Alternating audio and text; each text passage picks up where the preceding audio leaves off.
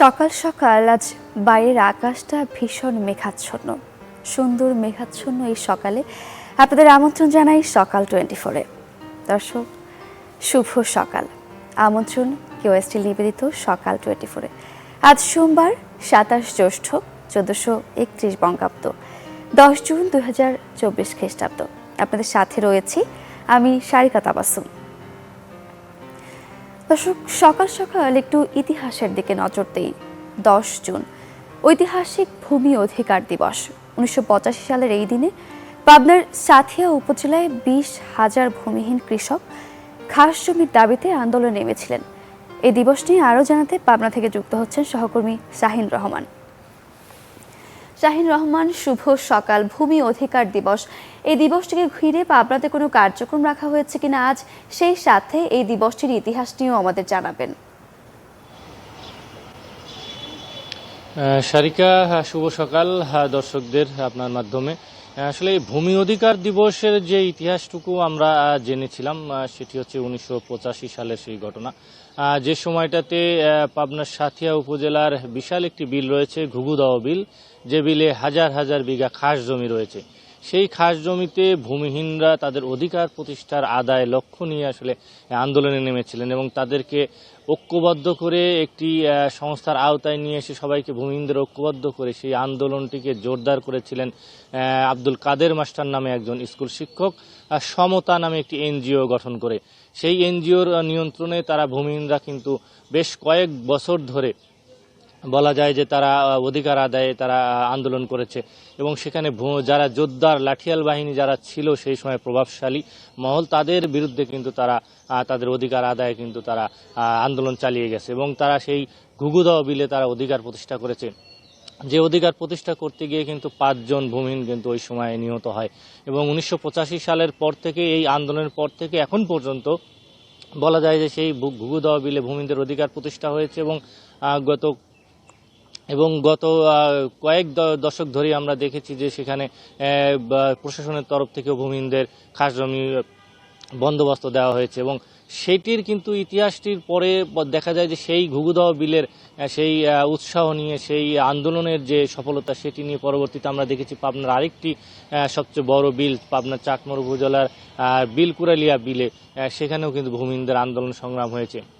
সেটিও 1992 সালে আমরা দেখেছি যে ভূমিহীনরা সে খাস জমি আন্দোলনে তারা আন্দোলন করে সেখানেও কিন্তু তারা সফল হয়েছে এবং সেখানে প্রায় 1200 ভূমিহীনদের মধ্যে খাস জমি এখন সরকারিভাবে কিন্তু স্থায়ী বন্দোবস্ত দেওয়া হয়েছে।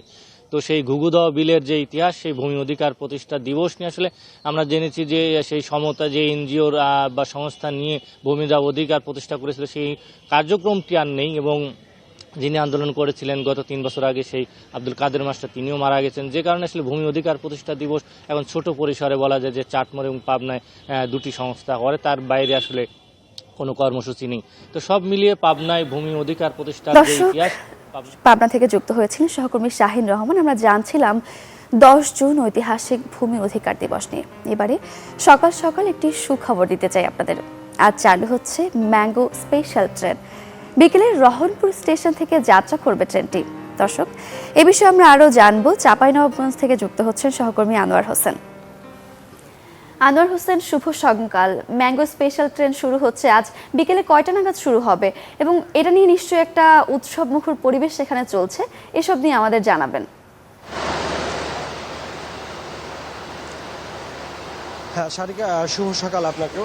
আসলে পঞ্চমবারের মতো চাঁপাইনবাবগঞ্জ থেকে চালু হতে যাচ্ছে ম্যাঙ্গো স্পেশাল ট্রেন। আজ বিকেল 5টায় বিশেষ এই ট্রেনটি আনুষ্ঠানিকভাবে উদ্বোধন করবেন স্থানীয় সংসদ সদস্য আব্দুল ওদুদ এবং সন্ধ্যা 6টায় চাঁপাইনবাবগঞ্জ স্টেশন থেকে আম, শাকসবজি সহ অন্যান্য মৌসুমী যে ফল রয়েছে সেসব ফল নিয়ে বিশেষ এই ট্রেনটি ঢাকার উদ্দেশ্যে ছেড়ে যাবে এবং পঞ্চমবারের মতো বিশেষ এই ট্রেন চালুর সব প্রস্তুতিও সম্পন্ন করা হয়েছে বলে আমাদেরকে জানিয়েছে রেল কর্তৃপক্ষ। তো দীর্ঘদিন ধরেই এই অঞ্চলের আমসহ অন্যান্য শাকসবজি এবং ফলমূল পরিবহনের দাবি ছিল চাঁপাইনবাবগঞ্জ জেলাবাসীর। আর করোনা পরিস্থিতিতে এই অঞ্চলের কৃষি অর্থনীতিকে চাঙ্গা রাখতে 2020 সালে প্রথমবারের মতো চাঁপাইনবাবগঞ্জ থেকে আম ও অন্যান্য শাকসবজি এবং ফলমূল পরিবহনের জন্য চালু হয় ম্যাঙ্গো স্পেশাল ট্রেন। তো সেই ধারাবাহিকতায় চলতি মৌসুমেও পঞ্চমবারের মতো চালু হতে যাচ্ছে বিশেষ এই ট্রেন। রেল কর্তৃপক্ষ জানিয়েছে যে গত 4 বছরে রেলের লোকসান হলেও এবারও আম পরিবহনের জন্য চালু হচ্ছে ম্যাঙ্গো স্পেশাল ট্রেন সরকারের রাজস্ব আয় নয়, মূলত আম চাষি, ব্যবসায়ী, আড়তদার এবং ভোক্তা পর্যায়ে সেবা দিতে বিশেষ এই উদ্যোগ। এছাড়া এবার প্রতি কেজি আম ঢাকায় পৌঁছাতে খরচ পড়বে 1 টাকা 47 পয়সা, যা গত বছর ছিল 1 টাকা 31 পয়সা। এছাড়া এবার ট্রেনটিতে 6টি লাগেজ ভ্যানের মাধ্যমে আম পরিবহন করা যাবে। প্রতিটি লাগেজের ধারণ ক্ষমতা 28.83 মেট্রিক টন বলে তারা আমাদেরকে জানিয়েছেন। তবে এবার ট্রেন যাবে পদ্মা সেতু হয়ে। যমুনা সেতুতে ট্রেনের ধীর গতির কারণে শিডিউল বিপর্যয় এড়িয়ে দ্রুত ট্রেনটি ঢাকায় নিতে এই সিদ্ধান্ত নেওয়া হয়েছে বলে আমাদেরকে রেল কর্তৃপক্ষ জানিয়েছে। এবং আপনি যেমনটি বলছিলেন যে জেলার রহনপুর স্টেশন থেকে প্রতিদিন বিকেল 4টায় ঢাকার উদ্দেশ্যে ছেড়ে যাবে এই ট্রেন। এবং রেল কর্তৃপক্ষ জানিয়েছে যে যাত্রাপথে ট্রেনটি রাজশাহী, আব্দুলপুর, ঈশ্বরদী, পোড়াদহ সহ অন্তত 15টি স্টেশনে যাত্রা বিরতি দেবে এবং ঢাকায় পৌঁছাবে রাত 2টা 15 মিনিটের দিকে। এছাড়া আমচাষী, ব্যবসায়ী এবং আড়তদারদের যে চাহিদা যতদিন থাকবে ততদিন এই ট্রেনটি আমসহ বিভিন্ন পণ্য পরিবহন করবে। পাশাপাশি কৃষি কর্মকর্তারা জানিয়েছেন যে বিশেষ এই ট্রেন সেবার মাধ্যমে ভোক্তা পর্যায়ে কমবে পণ্যের দাম আর কৃষকরা পাবে ন্যায্য মূল্য। তবে আম চাষি এবং ব্যবসায়ীদের দাবি যে শুধু আমের সময় নয়, সারা বছরই নিয়মিত ঢাকাগামী চলাচল করে যে ট্রেনগুলো চাঁপাইনবাবগঞ্জ থেকে ছেড়ে যায়, সেই ট্রেনগুলোতে একটি করে মালবাহী বগি সংযুক্ত করে নিয়মিত আমসহ বিভিন্ন কৃষিজাত পণ্য পরিবহনের দাবি তাদের। সারিকা। আনোয়ার হোসেন, আপনাকে ধন্যবাদ। দর্শক, আজ থেকে শুরু হচ্ছে ম্যাঙ্গো স্পেশাল ট্রেন। নিশ্চয়ই আমরা এবার থেকে আরও সাশ্রয় মূল্যে আম কিনতে পারবো। আমের খবর তো জানছিলাম, এবার একটু আমরা লিচুর দিকে নজর দিই। দর্শক, লিচুর বাজার নিয়ে জানাতে দিনাজপুর থেকে যুক্ত হচ্ছেন আমাদের সহকর্মী বিপুল সরকার। সানি, শুভ সকাল। দিনাজপুর তো লিচুর জন্য বিখ্যাত, তো এবার উৎপাদনও ভালোই হয়েছে বলা যায়। কেনাবেচা কেমন চলছে, দাম কেমন পড়ছে, এসব নিয়ে বলবেন। সারিকা, শুভ সকাল। আপনি জানেন যে দিনাজপুরকে লিচুর রাজ্য হিসেবে বলা হয়, কারণ এই জেলায় অনেক বেশি পরিমাণে লিচু উৎপাদন হয় এবং এই জেলার যে মাটির গুণাগুণ, লিচু কিন্তু স্বাদ, মিষ্টি, অন্য জেলা থেকে একটু ভিন্নতা রয়েছে। ফলে দেশ বিদেশের মানুষের কাছে সমৃদ্ধ এই দিনাজপুরের লিচু। আজকে যদি আপনারা একটু বাজারটা একটু জানাই, যে দিনাজপুরে আজকে চায়না থেকে লিচু বিক্রি হচ্ছে 1400 প্রতি শয়ে 1400 থেকে 1600 টাকা। চায়না 4 বিক্রি হচ্ছে 1700 থেকে 2000 টাকা। বোম্বাই জাতের লিচু বিক্রি হচ্ছে 2800 থেকে প্রতি হাজার, 2800 থেকে 3900 টাকা পর্যন্ত। বেদানা জাতের লিচু বিক্রি হচ্ছে 6000 থেকে 10,000 টাকা পর্যন্ত। গোলাপি জাতের লিচু বিক্রি হচ্ছে প্রতি হাজার 2200 থেকে 2500 টাকা এবং হারিয়া বেদানা এটি বিক্রি হচ্ছে 4000 থেকে 5500 টাকা পর্যন্ত। যদিও এখানে যারা ব্যবসায়ী রয়েছেন তারা বলছেন লিচুর দাম গতকালকে থেকে আজকে কিছুটা কমেছে এবং এই যে সামনে কুরবানির ঈদ, সেই কুরবানির ঈদের প্রভাবটা কিছুটা পড়েছে। আপনাকে যেমনটি বলছিলাম যে দিনাজপুরের লিচু দেশ বিদেশের কাছে সমাদৃত। এই জেলা লিচু কিন্তু দিনাজপুরের যে আশেপাশের জেলাগুলো রয়েছে সেই আশেপাশের জেলাগুলো ছাড়াও ঢাকা, চট্টগ্রাম, বরিশাল বিভিন্ন জেলায় যেয়ে থাকে এবং এই জেলা লিচু বিদেশেও গিয়ে থাকে। গত বছরও গিয়েছিল, এবারও কিছু লিচু গিয়েছে বিদেশে। আর দিনাজপুরে কিন্তু আমাদের কৃষি সম্প্রসারণ অধিদপ্তর যেটা জানিয়েছে, প্রতি বছরে দিনাজপুরের লিচুর যে আবাদি জমির পরিমাণ সেটি বাড়ছে। গত বছরে যেটি ছিল 5500 হেক্টর জমিতে, সেটি এবারে বেড়ে দাঁড়িয়েছে 5800 হেক্টর জমিতে এবং কৃষি সম্প্রসারণ অধিদপ্তর বলছে যে এই বছরে প্রায় 450 থেকে 500 কোটি টাকা লিচু দিনাজপুরে বেচা কেনা হবে, এমন একটি তথ্য আমাদেরকে জানিয়েছে। আর আরেকটা বিষয় আপনাকে জানিয়ে রাখি যে দিনাজপুরে এইবারে কিন্তু লিচুর ফলনটা গত কয়েক বছর তুলনায় কম হয়েছে। এবারে লিচু মুকুল ভালো এসেছিল, কিন্তু এই যে চলমান যে দাবদাহর কারণে লিচু ফেটে গেছে, ঝলসে গেছে এবং এই যে কিছুদিন আগে একটু ঝড় হয়ে গেল, যাতে করে লিচুর ব্যাপক ক্ষতি হয়েছে। ফলে লিচুর দামটা কিন্তু এইবারে গত কয়েক বছরের তুলনায় একটু বেশি। এখানে যারা ক্রেতা রয়েছেন তারা কিন্তু এই অভিযোগটা করেছেন। তো সারিকা, এই ছিল দিনাজপুর লিচু বাজার। সানি, ধন্যবাদ আপনাকে। দর্শক, লিচুর বাজার নিয়ে জানাতে দিনাজপুর থেকে যুক্ত হয়েছিলেন সহকর্মী বিপুল সরকার সানি। দর্শক, এবার আমরা চলে যাব আমাদের নিয়মিত আয়োজনে, ইতিহাসের এই দিনে। আজ 10 জুন। আজকের এই দিনটি কেন ঐতিহাসিক, কি কি উল্লেখযোগ্য ঘটনা আজকের এই দিনে ঘটেছিল, আমরা এক নজরে একটু দেখে আসবো এবারে। 1610 সালের আজকের এই দিনে গ্যালিলিও শনিগ্রহের দ্বিতীয় চক্র আবিষ্কার করেন। 1752 সালে বেঞ্জামিন ফ্রাঙ্কলিন ঘুড়ি উড়িয়ে বজ্র থেকে বিদ্যুৎ আহরণ করতে সক্ষম হন।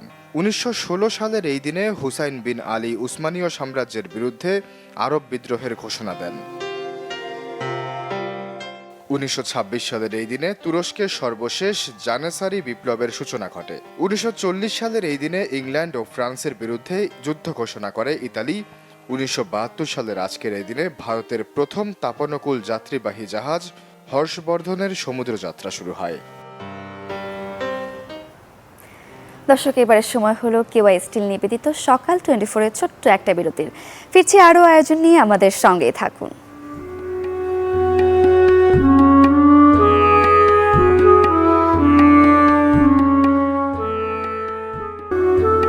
ফিরে এলাম বিরতির পর। আবারও আমন্ত্রণ কেওয়াই স্টিল নিবেদিত সকাল 24-এ। দর্শক, এবারে জন্মদিনের শুভেচ্ছা না জানালেই নয়। আজ 10 জুন। আজকের এই দিনটিতে আপনাদের কিংবা আপনাদের প্রিয়জনের যাদের জন্মদিন, তাদেরকে জানাই শুভ জন্মদিন। দর্শক, এবারে আমরা জানবো 10 জুন এই দিনটিতে কোন কোন বিশিষ্ট ব্যক্তি জন্ম নিয়েছেন, তাদের শুভেচ্ছা জানাবো। সেই সাথে তাদের কয়েকটি বিশেষ বিশেষ কাজ নিয়েও আমরা এক ঝলকে জেনে নেব। 1832 সালের এই দিনে জন্মগ্রহণ করেন জার্মান প্রকৌশলী নিকোলাস অগাস্ট অটো। তিনি সফলভাবে পেট্রোলিয়াম গ্যাসের সাহায্যে চলা অন্তর্দহন ইঞ্জিনের উন্নয়ন করেছিলেন। তার হাত ধরে যাত্রা শুরু করে আধুনিক অন্তর্দহন ইঞ্জিন। 1915 সালের এই দিনে জন্মগ্রহণ করেন কানাডীয় আমেরিকান লেখক সল বেলো। সাহিত্যকর্মের জন্য তিনি পুলিৎজার, নোবেল এবং ন্যাশনাল মেডেল অফ আর্টস অর্জন করেন। তিনি একমাত্র লেখক যিনি national book award for fiction তিনবার অর্জন করেন এবং যিনি কিনা আমেরিকান বর্ণমালায় অনবদ্য অবদানের জন্য 1990 সালে ন্যাশনাল বুক ফাউন্ডেশন থেকে আজীবন সম্মাননা পান। 1918 সালের এই দিনে জন্মগ্রহণ করেন প্রখ্যাত বাংলাদেশি কবি সৈয়দ ফররুখ আহমদ। এই বাঙালি কবি মুসলিম রেনেসার কবি হিসেবে পরিচিতি লাভ করেন। তার কবিতায় বাংলার অধপতিত মুসলিম সমাজের পুনর্জাগরণের অনুপ্রেরণা প্রকাশ পেয়েছে। তার কবিতায় রোমান্টিকতা থেকে আধুনিকতায় উত্তরণের ধারাবাহিকতা পরিস্ফুট। 1922 সালের এই দিনে জন্মগ্রহণ করেন মার্কিন গায়িকা ও অভিনেত্রী জুডি গার্ল্যান্ড। তিনি 1939 সালে ধ্রুপদী চলচ্চিত্র দ্য উইজার্ড অব অজে অভিনয় করে বিশ্বজোড়া খ্যাতি পান। পরবর্তীতে এটি পৃথিবীর ইতিহাসের সেরা 10 চলচ্চিত্রের তালিকায় স্থান পায়। 1989 সালের এই দিনে জন্মগ্রহণ করেন দক্ষিণ African cricketer David Andrew Miller. তিনি একজন বাঁহাতি ব্যাটসম্যান এবং ডানহাতি ধীরগতির বোলার। তিনি একদিনের আন্তর্জাতিক এবং টি-20 আন্তর্জাতিক উভয় ফরম্যাটে দক্ষিণ আফ্রিকার জাতীয় ক্রিকেট দলের হয়ে প্রতিনিধিত্ব করেন। দর্শক, ঈদুল আজহার আর কয়েকদিন বাকি। এর মাঝে প্রস্তুতি নিতে শুরু করেছে পর্যটন কেন্দ্রিক প্রতিষ্ঠানগুলো। এ বিষয়ে আমরা আরও জানবো। আজ আমরা চলে যাব রাঙামাটিতে। রাঙামাটি থেকে যুক্ত হচ্ছে সহকর্মী জিয়াউল হক। জিয়াউল হক, শুভ সকাল। আপনি নিশ্চয়ই কাপ্তাই লেকের সামনেই দাঁড়িয়ে আছেন। আসলে ঈদকে ঘিরে রাঙামাটির প্রস্তুতি নিচ্ছে কেমন? হোটেল মালিকদের এবার কেমন আশাবাদী তারা? এসব নিয়ে আমাদের জানাবেন। সারিকা, ঠিকই আমি আসলে কাপ্তাই লেকের পাশেই দাঁড়িয়ে আছি, যেখানে আছে নয়নাভিরাম একটি দৃশ্য আপনি দেখতে পাচ্ছেন এবং দর্শকরা সেটি দেখতে পাচ্ছে। এই রাঙামাটির যে বিশেষত্ব হচ্ছে যে এখানে এবং লেক, বিশাল লেক রয়েছে, একই সাথে পাহাড়, বড় বড় পাহাড় রয়েছে এবং লেক এবং পাহাড়ের যে সমন্বয়ে যে রাঙামাটির সৌন্দর্য, সেটি আসলে বাংলাদেশ সহ দেশের বিভিন্ন প্রান্তে পর্যটকদের আকর্ষণ করে এবং তারা বিভিন্ন সময় এই রাঙামাটিতে বেড়াতে আসেন। রাঙামাটিতে বেড়ানোর জন্য সবচেয়ে উপযুক্ত সময় যেটি বলা হয়, বা রাঙামাটি যারা পর্যটন ব্যবসা করে তারাও যেটি বলে থাকেন, বর্ষা মৌসুম এবং শীতকালের যে সময়টা সেটিকে উপযুক্ত সময় মনে করেন। কারণ হচ্ছে প্রকৃতি যে পাহাড় যে এই সময়টাতে সবুজ হয়ে, সবুজ গালিচা হয়ে তৈরি থাকে এবং পর্যটকদের যা বিশেষ করে আকর্ষণ করে।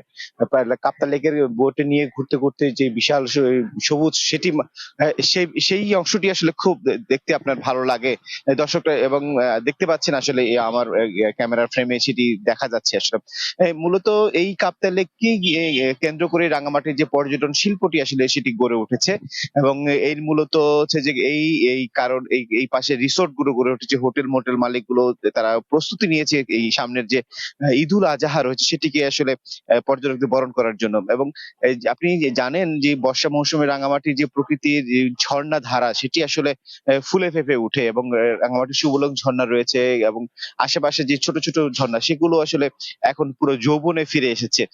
কারণ হচ্ছে যে বর্ষা মৌসুম, এই বর্ষাতে প্রকৃতি কোল ঘেঁষে যে ঝর্ণাগুলোতে পর্যটকরা গা ভিজাতে আসেন। একই সাথে এখানকার যে প্রকৃতির সৌন্দর্য, আশাবস্তি সেতু রয়েছে, সাজেকের যে সৌন্দর্য, সাজেকে এই সময়টাতে কিন্তু এই মেঘের একটি ভেলা দেখতে পান, যার ফলে পর্যটকরা আসলে বিমোহিত হন। হোটেল মালিকরাও ব্যাপক প্রস্তুতি নিয়েছেন। তারা মনে করছেন যে এবার এই ঈদুল আজহাকে কেন্দ্র করে ব্যাপক পর্যটক রাঙামাটি বেড়াতে আসবেন এবং তারাও তাদেরকে বরণ করতে সব প্রস্তুতি রয়েছে। এবং এই একই সাথে যে টুরিস্ট পুলিশ, তারাও কিন্তু সাদা পোশাকের সাথে সাথে জেলা পুলিশের সাথে টুরিস্টদের আইন শৃঙ্খলা পরিস্থিতি এবং তাদের নিরাপত্তা দিতে তারা কাজ করার প্রস্তুতির কথা জানিয়েছেন। শারিকা, এই ছিল রাঙামাটি থেকে আমার কাছে সবশেষ তথ্য। জিয়াউল হক, আপনাকে ধন্যবাদ। দর্শক, ঈদ মানেই ভিন্নতা, ঈদ মানেই বিশেষ কিছু। আর ভ্রমণপ্রিয় মানুষেরা তাদের ঈদটাকে ভিন্নভাবে উদযাপনের জন্য, বিশেষভাবে উদযাপনের জন্য ছোটে পর্যটন স্পটগুলোকে। আর রাঙামাটি এমন একটি নৈসর্গিক সৌন্দর্যের লীলাভূমি, আমরা তারই প্রস্তুতি নিয়ে যাচ্ছিলাম। এবার একটু আমরা পত্রিকায় চলে যাব। হাতে রয়েছে সমকাল, আমরা সমকালের প্রধান শিরোনামগুলো এক নজরে দেখে নেব। শুরুতেই যে শিরোনামটি পড়ছি, রাত নামলেই সীমান্ত দিয়ে ঢুকছে চোরাই গরুর পাল। রাজনৈতিক নেতা ও প্রভাবশালী চক্র জড়িত। কম দামের কারণে ক্রেতা ব্যাপারীর নজর চোরাই গরুতে। বড় লোকসানের ঝুঁকিতে খামারি। দেশি গরুতে ছড়িয়ে পড়েছে রোগ। প্রাণী সম্পদ খাতে দীর্ঘমেয়াদী ক্ষতির শঙ্কা। এর পাশাপাশি নরেন্দ্র মোদীর সঙ্গী ৭২ মন্ত্রী প্রতিমন্ত্রী তৃতীয় মেয়াদের শপথ। ভারতের প্রধানমন্ত্রী হিসেবে তৃতীয় মেয়াদের জন্য শপথ নিয়েছেন নরেন্দ্র মোদী। স্বাধীন ভারতের ৭৯ বছরের মধ্যে তিনি দ্বিতীয় কোনো নেতা যিনি তৃতীয়বার দেশটির প্রধানমন্ত্রী হওয়ার সুযোগ পেলেন।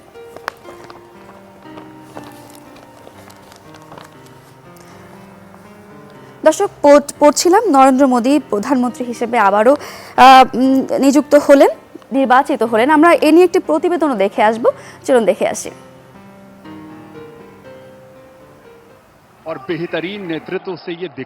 টানা তৃতীয় মেয়াদে ক্ষমতার মসনদে বসে স্বাধীন ভারতের প্রথম প্রধানমন্ত্রী জওহরলাল নেহরুর রেকর্ড ছুঁলেন নরেন্দ্র দামোদর দাস মোদী।